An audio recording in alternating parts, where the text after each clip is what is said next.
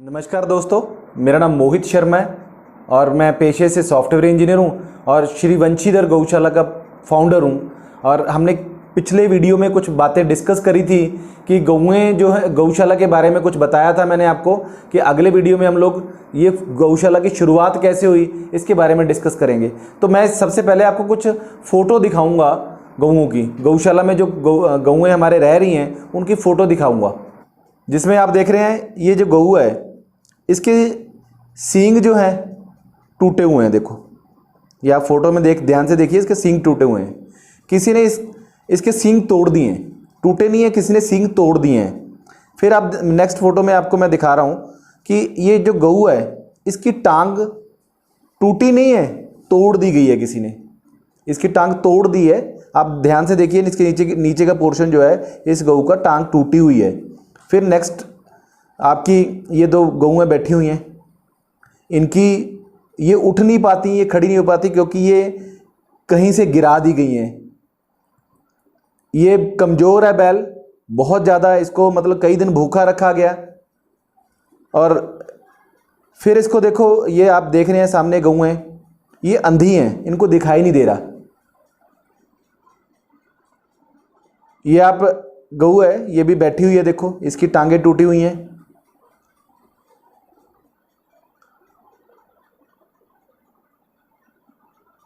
मैं आपको एक स्नैप और दिखाता हूँ। ये आप गऊ देख रहे हैं जो, इसकी आंख में किसी ने मारा। ये किसी के खेत में चल रही थी, उसने कुछ इसके आंख में मारा, इसकी आंख टूट गई, आंख फट गई, उसमें कीड़े पड़ गए जी। अब ये जो गऊएं हैं ये कहाँ से आई? इनको किसने इनकी टांगें तोड़ी, किसने इनको अंधा बना दिया? ये आप इसके बारे में मैं आपको थोड़ा सा बताता हूँ। जितनी भी गऊएं आप फोटो में देखिए अभी, ये जो गऊएं हैं ये हम लोग सड़कों से उठा के लेके आए हैं। जो कोई रोड साइड पड़ी हुई थी, किसी को कुत्ते खा रहे थे, किसी को कैसे कोई छोड़ के गया हमारे पास, कोई एक्सीडेंटल थी, कहीं ना कहीं से ये सारी गऊएं हमारे पास आई हैं। मैं आपको गऊओं के बारे में बताऊंगा कि ये जो सारी जो समस्या आई है ये कहाँ से आ रही है, इसकी जड़ क्या है। तो 2007 में अभी हमारी गौशाला की शुरुआत नहीं हुई थी। 2007 में मैं अपने गांव से बठिंडा की तरफ आ रहा था, तो मैंने रास्ते में देखा कि एक ट्राला भरा हुआ है और उसमें से उसने लिफ्ट उठाई और गऊओं को फेंकता चला गया जी। उस समय मेरे देखते देखते 3 गऊओं की टांगें वो ट्रक से गिरने के कारण टूट गई। फिर उसके बाद मैंने बहुत कोशिश करी कि इनको शिफ्ट कराऊं, पर किसी ने मेरी बात नहीं सुनी। पर उसी दिन शाम को जब मैं वापस आया तो मैं क्या देखता हूं कि इन जिंदा गऊओं को, गिरी हुई जो साइड में गिरी हुई थी, उनको कुत्ते खा रहे हैं सर। जिंदा गऊओं को कुत्ते खा रहे हैं सर। तो एक मेरे मन में भावना पैदा हो कि क्यों ना मैं इनके लिए कुछ करूं। तो मेरे पास एक जगह थी भिसियाना में, वहाँ पे 2 कमरे बने हुए थे, चौकीदार रखा हुआ था। तो मैंने चौकीदार से जाकर बात करी, मैंने कहा ऐसे ऐसे करके बात हुई है। वो कहता बाबू जी क्यों टेंशन करते हो, आपके ज़मीन जायदाद है, हम लोग हरा चारा वहाँ से ले आएंगे, मैं इनको संभाल लूँगा। मैंने कहा यार मुझे कुछ नहीं पता इनके बारे में, तू अगर संभाल सकता है तो हम उठा के ले आते हैं। तो हम लोग गाँव वालों को इकट्ठा किया, कुछ लोगों को, और वहाँ ट्राली में हम लोग उन गऊओं को लाद के यहाँ पर ले आए। तो देखा कि हमने उन गऊओं की मरहम पट्टी करवाई और अगले दिन सुबह जो है उनको प्रॉपर खाना पीना शुरू कर दिया। तो 3 गऊएं जो जिनकी टांगें टूटी हुई थी वो हम गौशाला में लेके आ गए। अब उसके बाद वही गांव से, किली गांव के एक दो लोग बोले कि यार हमारे गांव में ना एक अंधी गऊ है जो कई बार कुएं में गिर गई है, तो क्यों ना हम उसको छोड़ जाएं यहाँ पे। तो मैंने कहा यार छोड़ जो, जहाँ ये 3 संभल रही हैं और भी हो जाएंगी। 10 दिन बाद फिर एक एक्सीडेंट ऐसा ही हुआ छोटे विरक के पास।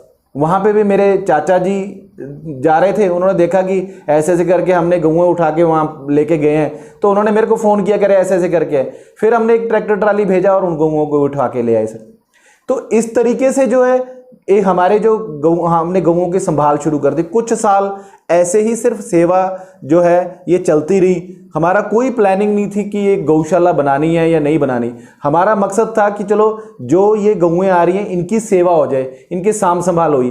पर जैसे जैसे धीरे धीरे आगे बढ़ते गए तो हमारे पास 20, फिर 25, फिर 50, फिर 125 जब गऊएं होगी तो हमने एक शेड, छोटा सा 1 कनाल जगह कवर करके उसके ऊपर शेड डाल दिया। फिर देखा कि गऊएं और ज़्यादा बढ़ गई हैं, तो जब 100 से 150 गऊ होगी हमारे पास तो हमने 40 बाय 90 का शेड बनाया सर। धीरे धीरे धीरे ये संख्या जो है बढ़ती गई और आज हजारों की गिनती में हम लोग एक्सीडेंटल गऊएं, अंधी गऊएं, बीमार बुजुर्ग गऊएं हम इस गौशाला में संभाल चुके हैं। तो ये जो ट्रक में कौन भर के लेके आ रहा है सर, ये समस्या कहाँ से आ रही है, ये बात समझने की है सर। इसको समझना बहुत ज़्यादा जरूरी है। कारण क्या है कि जितने भी गांव हैं वो क्या कर रहे हैं कि आवारा पशुओं की समस्या को हल करने के लिए अपनी ज़मीनों को, अपने पूरे गांव को 100 रुपया, कोई 100 रुपये के एकड़ के हिसाब से वो रखवालों को दे देते हैं। तो रखवाले क्या करते हैं, एक गांव में से जितनी भी गऊएं थी वहां उन्होंने इकट्ठी कर ली, वो आगे अब दूसरे गांव में निकाल दी। अब दूसरे गांव वाले क्या करेंगे सर, वहां पे भी समस्या सेम होगी सर। तो उनको भी वो वहां पहुंच के भी ऐसे हम पिछले गांव का ठेका लिए, हम आपके पास भी आए हैं जी। ऐसे करते करते जो पूरा एरिया 25-30 गांव का ठेका उन्होंने ले लिया और एक गांव 7 से 8 लाख 10 लाख रुपए, कोई किसी गांव का 15 से 20 लाख का भी ठेका है, जो टोटल अगर एवरेज निकाल लें तो जिसके पास जमीन है 100 रुपए के 10 किले जमीन है तो उसको 1000 रुपये महीने का साल का देना है। तो ऐसे करते करते ये जो गऊएं हैं अब वो क्या करें, वो पकड़ लेते हैं, उनको कुछ दिन भूखा रखा जाता है, फिर ट्रक में चढ़ा करके जो शहर के आसपास की सड़कें हैं चलते हुए ट्रक में से उनको फेंक दिया जाता है। ऐसे समय में जब कोई रास्ते में रात के अंधेरे में या बहुत सुबह मॉर्निंग में जब कोई नहीं होता तो चलते उनकी वहाँ देखोगे कि आप उनकी कोई गऊ गिरी पड़ी है, उसकी टांग टूट गई है, कोई मर जाती है, कोई किसी तरीके से गिरती है, कोई किसी तरीके से गिरती है। तो ये चीज़ मैंने एनालाइज की है। तो हजारों गऊएं हम लोग ऐसी गऊएं सड़कों से उठा करके इस गौशाला में संभाल चुके हैं सर। तो ये जो गऊओं का आने का सिलसिला जो है, संभालने का सिलसिला इसी तरह से चलता रहा। और कुछ मार्च 2011 में 24 मार्च 2011 में हमने इसको एक ऑफिशियल इनॉग्रेशन रखा, क्योंकि हमारे पास काफ़ी सारी गऊएं हो गई थी। अब वो अकेले बंदा के संभालने का बस की बात नहीं थी, क्योंकि इसमें अब सोशल समाज की ज़रूरत थी। तो हमने बहुत सारे लोगों से मिले, उन्होंने बोला आप एक सोसाइटी बना लो। सोसाइटी बनाई और उस पर काम शुरू किया। एक इनॉग्रेशन प्रोग्राम रखा, फंक्शन रखा। तो हमारे जो मौजूदा एमएलए थे उनको बुलाया गया। तो वहाँ पे एक प्रोग्राम रखने के बाद थोड़ा सा गौशाला में लोग हमारे साथ जुड़े। तो धीरे धीरे जो गांव वाले थे, आसपास के गांव वाले थे, उनको भी बुलाया हमने, अपना मकसद गौशाला हमने देखी। आप फोटोज़ देखिए, मैं दिखा रहा हूँ। ये गौशाला जो है पहले हमारे पास यहाँ पे इंस्टीट्यूट शुरू किया था हमने। एयरफोर्स स्टेशन में मेरा पंजाब टेक्निकल यूनिवर्सिटी का लर्निंग इंस्टीट्यूट था और उसी के कॉलेज बनाने के लिए हम लोगों ने ये जगह लिए थे। पर भगवान को जैसा मंजूर था वैसा ही होना था और ये धीरे धीरे धीरे ये सब चीज़ें शिफ्ट हो करके, ठीक है ना, मैं एक एजुकेशनिस्ट से एक काउप्रेनर की तरफ मूव हो गया और मेरा एक लाइफ में बहुत बड़ा चेंज, जैसे जैसे मुझे गऊओं के बारे में समझ आती गई, जैसे जैसे मैं सीखता गया, तो मुझे लगा कि ये जो गऊएं हैं अगर ये नहीं बचेंगी तो हमारी सृष्टि नहीं बच सकती सर, हमारे बच्चे नहीं बच सकते सर। अब कोरोना काल चल रहा है, आप देख रहे हैं कि हमारी जो इम्यून इन्फॉर्मेशन है, जो हमारी इम्यूनिटी है, वो कितनी ज़्यादा वीक हो चुकी है सर। अगर हमने इन गऊओं को नहीं बचाया तो हमारा जो शरीर है 18 सूक्ष्म तत्वों का बना हुआ है। वो जो सूक्ष्म तत्व वो कहाँ से आ रहे हैं? मिट्टी से तो आ रहे हैं ना, पौधों के रूप में, फलों के रूप में, सब्जियों के रूप में, दूध के रूप में।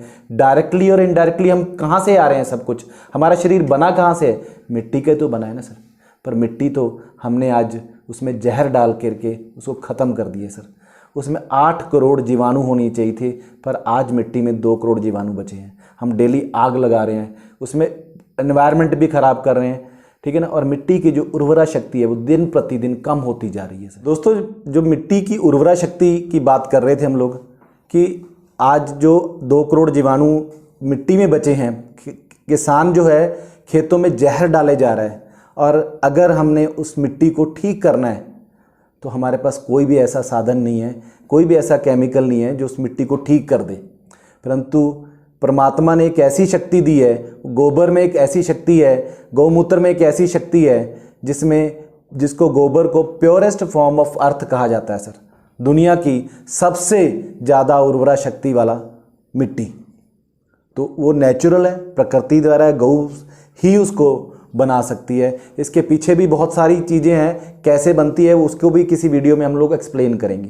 पर जो ये मिट्टी है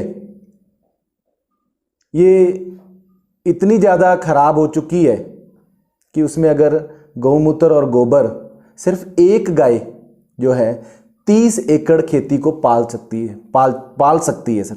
आप बहुत सारी वीडियोस भी इसके ऊपर अवेलेबल हैं, आप यूट्यूब पे देख सकते हैं। और बहुत सारी यूनिवर्सिटीज़, हरियाणा की यूनिवर्सिटीज़, हिमाचल की यूनिवर्सिटीज़ इसके ऊपर काम भी कर रही हैं सर।